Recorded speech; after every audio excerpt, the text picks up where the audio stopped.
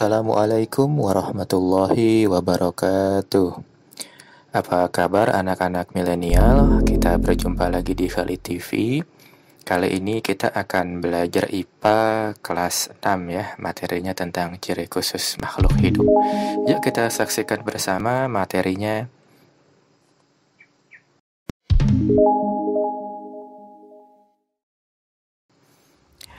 Oke, di pertemuan kali ini kita akan belajar IPA lagi ya.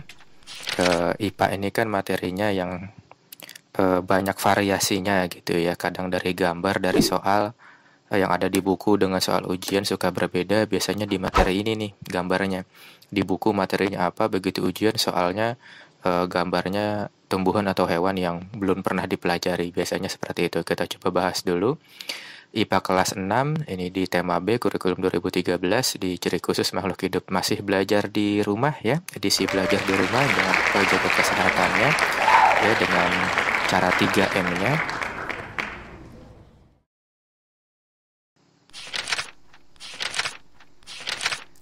Ya, untuk yang pertama kita bahas dulu pengertian dari adaptasi. Adaptasi itu bentuk penyesuaian diri makhluk hidup agar bisa bertahan. Ini disebutnya adaptasi. Tiap hewan punya cara adaptasinya masing-masing yang berbeda ya. Yang pertama kita bahas dulu untuk tumbuhan ya. Untuk tumbuhan sendiri, adaptasi terhadap lingkungannya itu dibagi jadi 4. Yang pertama itu xerofit. Ciri khasnya ya, kalau xerofit itu hidupnya di daerah tandus atau di daerah gurun pasir. Contoh tanamannya nih seperti yang ada di gambar. Di gambarnya ini ada kaktus ya, nih gambarnya kaktus. Ada lagi pohon kurma, daerah kering, kemudian lidah buaya. Lidah buaya sudah tahu ya, tanaman yang biasa ada di pot-pot di dalam rumah. Kemudian yang kedua adalah hygrofit. Nah, hygrofit itu hidupnya di hutan hujan tropis. Ini gambarnya di hutan ya. Contoh gambar yang ada di sini adalah paku. Kemudian ada lagi lumut. Nah, lumut ini biasanya yang menempel di pohon atau di batu-batuan. Tumbuhan perintis lumut ya. Kemudian yang ketiga adalah halofit. Nah, halofit itu ciri khususnya bisa dibilang hidup di daerah pantai atau air asin. Pokoknya yang air asin tempatnya. Contohnya adalah bakau. Ini pohon bakau ya. Namanya ini akar napas. Nanti kita bahas ada lagi untuk bakau sendiri. Kemudian yang keempat adalah hidrofit. Hidrofit bedanya dengan hygrofit adalah hidrofit ini di atas air. Airnya air tawar. Kalau air asin itu halofit. Kalau air tawar hidrofit. Beda nih ya, nanti bedakan ada G di sini D. Ya, bedanya kalau ini hutan hujan tropis, di dalam hutan gitu kan tidak ada airnya tapi lembab, daerahnya basah. Tapi kalau hidrofit sudah pasti di atas air tawar. Contoh yang ada di gambar ini namanya teratai. Selain teratai nanti ada eceng gondok juga, ada juga kangkung. Ini yang dasarnya ya. Kita lanjut yang berikutnya. Kita masuk ke ciri khusus pada tumbuhannya. Yang pertama teratai. Pada umumnya teratai punya 3 ciri khusus. Yang pertama itu daun lebar dan tipis. Daun lebar dan tipis ini fungsinya untuk mempercepat penguapan dan juga mengapung di atas permukaan air ya, karena lebar daunnya kan. Kemudian yang kedua adalah akarnya tertanam kuat di dasar air. Jadi kalau nanti supaya tidak terbawa arus ya, supaya tidak hanyut teratainya, makanya akarnya menancap di bawah. Kemudian permukaan daun dilapisi lilin. Fungsinya agar terap kering jika terkena air. Jadi kalau daun teratai ini walaupun ada airnya di atasnya seperti ini, dia daunnya nggak gampang basah karena ada lapisan lilin. Itu untuk teratai. Selanjutnya ya, pohon jati, pohon mahoni, padi dan jagung beradaptasi dengan cara menggugurkan daunnya untuk mengurangi penguapan. Nah, ini pohon jati gambarnya seperti ini pohonnya. Ini pohon mahoni yang bijinya pahit ya. Ini pohon jagung dan ini padi, tanaman padi. Ini sering lihat semua biasanya ya. Untuk kegunaannya pohon jati dan lain-lain nanti ada di pembahasan selanjutnya. Kita lanjut. Nah, ini yang sering ditanyakan. Tanaman insektivor. Tanaman insektivor ini maksudnya adalah tumbuhan pemakan serangga. Jadi tumbuhan ini bisa memakan serangga. Yang diperlukan dari serangga itu adalah zat nitrogen namanya. Unsur haranya nitrogen. Dia perlu makan serangga supaya yang dimakannya nanti yang diasupnya adalah nitrogen. Umumnya kalau insektivor itu memiliki bau busuk atau menyengat untuk menarik perhatian serangga. Yang digambar ini Rafflesia arnoldi. Rafflesia arnoldi dengan bunga bangkai beda ya. Kalau bunga bangkai itu ke atas bentuknya, warnanya ungu biasanya. Ini nanti bau menyengat asalnya dari lubang sini. ya. Nanti dia masuk terjebak di sini, kemudian dicerna. Kemudian kantong semar juga warnanya cerah, ada tutupnya. Nanti di sini dia agak licin, terpeleset masuk ke dalam kantongnya sini. Nanti dicerna juga. Nah, kalau yang di sini rambut-rambutnya ini seperti tentakel gitu. Jadi dia nyangkut di sini terjebak. Namanya Drosera. Kemudian yang ini Venus flytrap. Nah, ini fungsi daunnya seperti yang ada di film-film ya. Dia seperti engsel. Jadi kalau ada serangga yang hinggap di daunnya sini, nanti langsung menguncup atau melipat ya daunnya seperti itu. Ini yang tumbuhan insektivore, tumbuhan pemakan serangga. Kita lanjut, selanjutnya adalah putri malu. Ini daunnya. Ya, daunnya ini kalau kita sentuh dia akan mengatup atau menguncup. Tujuannya adalah ini. Tumbuhan tersebut mengira bahwa tumbuhan telah layu. Kalau layu berarti kan gak enak dimakan, padahal cuma hanya mengelabui pemangsa aja supaya nggak dimakan sama ulat-ulat gitu ya. Oke, ini yang putri malu. Yang selanjutnya kaktus. Nah, ini yang tadi kita bahas. Yang pertama batangnya tebal. Ini batang ya yang warna hijau-hijau, ini batang kaktus. Batang tebal itu fungsinya untuk menyimpan air karena dia berada di daerah gurun yang panas gitu kan. Daunnya berbentuk duri. Nah, jadi yang tajam-tajam ini, duri ini sebenarnya adalah daun. Fungsinya yang pertama itu melindungi dari hama. Ya, supaya nggak dimakanin gitu kan. Jadi daunnya berbentuk duri, menghindari hama gitu kan. Kemudian akan mengurangi penguapan pada siang hari. Selain untuk melindungi dari hama, dia juga untuk daunnya berbentuk duri untuk melindungi tumbuhan dari hama. Hama itu ya bisa jadi serangga yang nempel atau yang merusak tanaman kaktus itu sendiri. Kemudian melindungi juga dari pemangsa supaya nggak ada yang makan nih, nggak ada yang makan tanaman kaktusnya.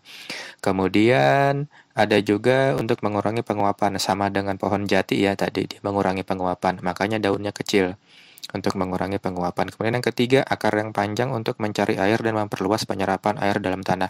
Jadi akarnya pohon kaktus ini sangat panjang ke bawah ke dasarnya. Itu pohon kaktus. Kita lanjut.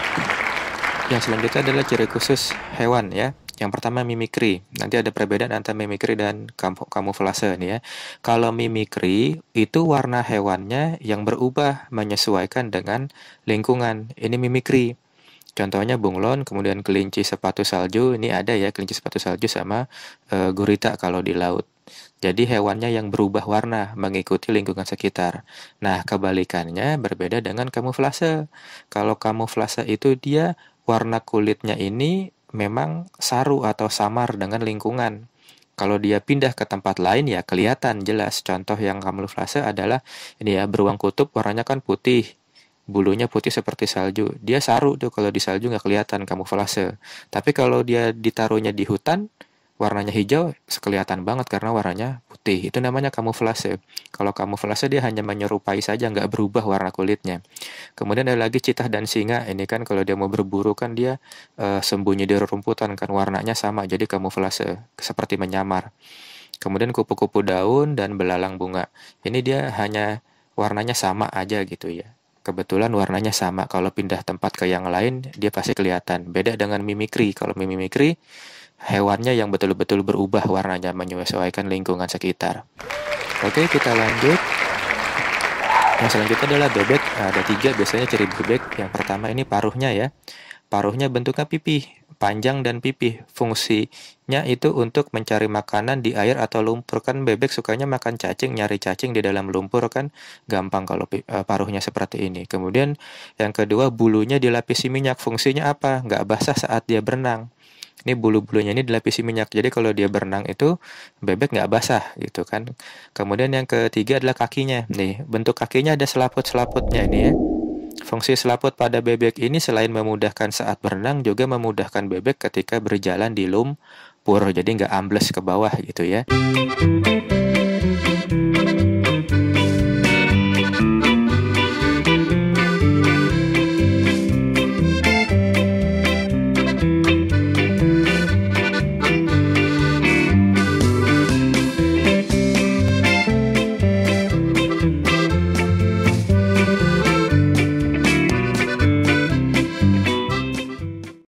Ini fungsinya.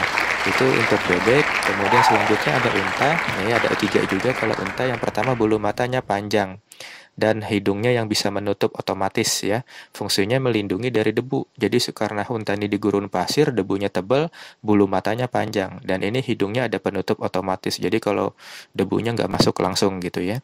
Yang kedua, ini yang paling umum, yang paling sering dijumpai pada unta, punuk pada unta menyimpan cadangan makanan berupa lemak ya. Jadi yang mesti diingat adalah unta itu menyimpan cadangan makanannya berupa lemak, bukan air. Nah, ini yang perlu digarisbawahi. Cadangan makanannya berupa lemak. Nanti kurang lebih ya 30 kilometer dia berjalan, dia lelah, nanti punuknya ini bisa saja habis karena ini cadangan makanannya dia di gurun pasir.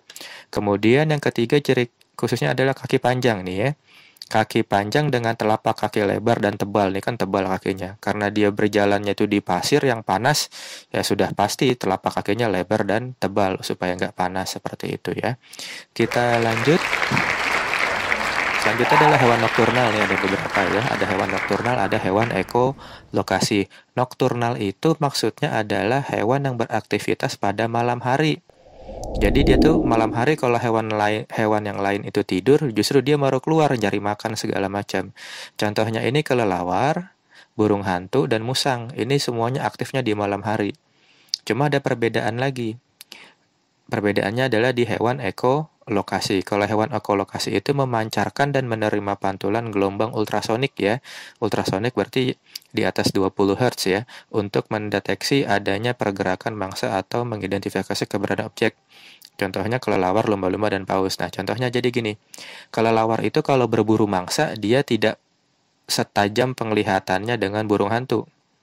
Ya, tapi menggunakan gelombang ini. Namanya ekolokasi ya, gelombang sonar. Dia pakai sinar, dipantulkan, balik lagi ke dia, dia tahu posisinya dia di mana, itu kelelawar. Tapi kalau burung hantu, walaupun malam hari, dia penglihatannya memang tajam dan pendengarannya memang tajam. Nah, bedanya di situ ya, kelelawar sama burung hantu. Kemudian, kalau ekolokasi tadi juga selain kelelawar dimiliki oleh lumba-lumba dan paus ini bisa manggil temannya radius 10 kilometer di dalam laut, dia bisa manggil temannya. Seperti itu, makanya teknologi lumba-lumba ini dipakai untuk membuat kapal selam, seperti itu. Oke, kita lanjut. Yang ketiga katak. Katak juga punya 3 ciri khusus. Yang pertama adalah permukaan kulit halus, lembab dan berlendir. Ya, membantu bernapas dalam air. Ini kalau sudah dewasa kan kataknya dengan paru-paru. Kalau katak kecil bludru itu kan dengan insang. Jadi supaya dia masuk ke dalam air bisa bernapas, dia ditutupi tuh kulitnya dengan lendir ya, dengan kulit yang berlendir, jadi nggak masuk air ke dalamnya. Karena dia hewan amfibi kalau sudah besar, memiliki 2 fase kehidupan, bisa di darat, bisa juga di air gitu ya. Di airnya waktu dia kecil, waktu dia dewasanya kebanyakan di darat.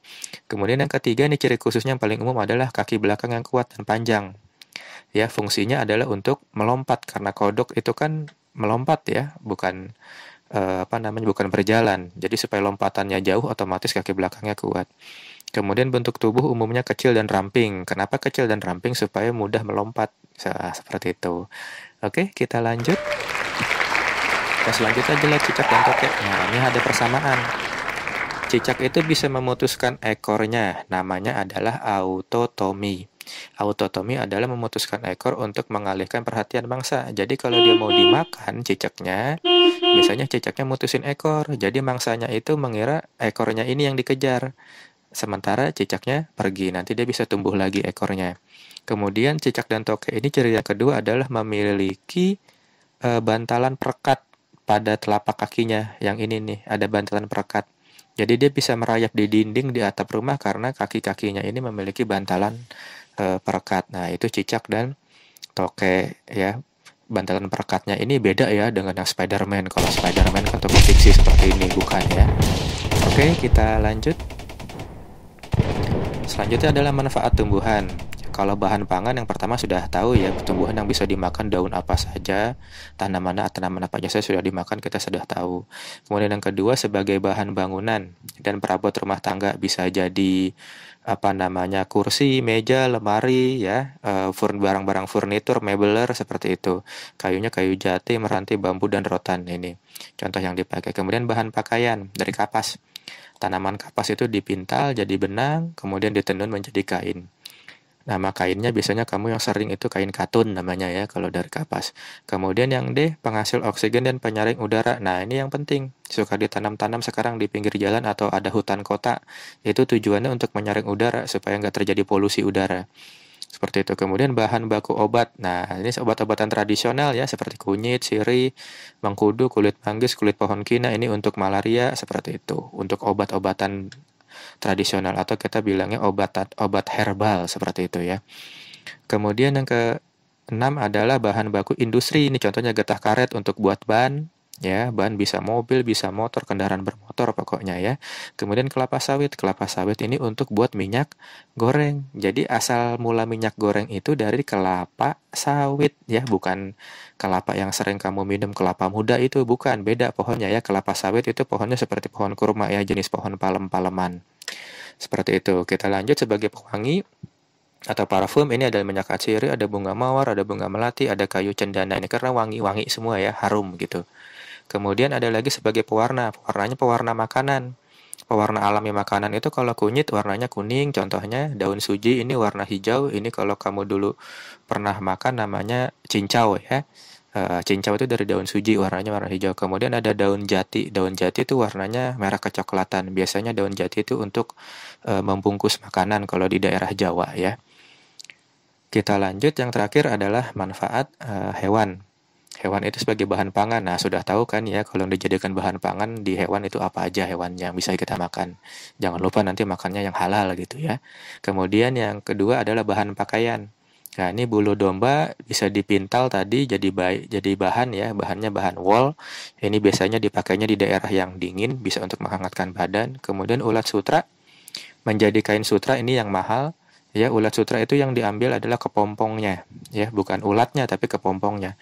Kemudian kulit sapi atau kulit kerbau atau itu bisa buat jaket ya, jaket, tas, sepatu dan lain-lain. Pokoknya ada sepatu kulit, tas kulit itu kan dari bahan kulit sapi. Bisa juga jadi dari kulit buaya dan lain-lain. Tapi kan hewan yang lain itu dilindungi gitu kan, nggak boleh biasanya.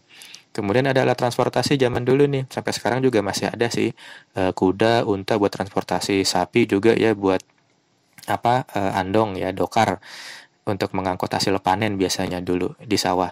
Kemudian yang keempat bahan perhiasan dan kerajinan nih, contohnya mutiara dari kerang. Jadi kerang yang ada di bawah laut, kerang mutiara itu bisa menghasilkan mutiara yang warnanya putih bulat itu untuk perhiasan. Kemudian kulit kerbau atau kulit sapi ini bisa dibuat jadi wayang. Wayang kan biasanya dihias ya, namanya wayang kulit biasanya. Kemudian penghasil pupuk. Nah, kotoran hewan menjadi pupuk kandang diolah gitu kan. Ini lebih subur pupuk alami. Kemudian ada juga sebagai obat, contohnya adalah lebah. Lebah itu hasilkan madu. Madunya bisa jadi berbagai macam obat. Oke, untuk pertemuan kita di pembahasan IPA tema B kelas 6 cukup sampai di sini. Selanjutnya nanti akan ada pembahasan-pembahasan soalnya ya. Kita tunggu nanti video selanjutnya pembahasan-pembahasan soal. Tetap semangat belajar IPA di Khalid TV di masa pandemi COVID-19 ini. Ya, sekian dan terima kasih. Wassalamualaikum warahmatullahi wabarakatuh.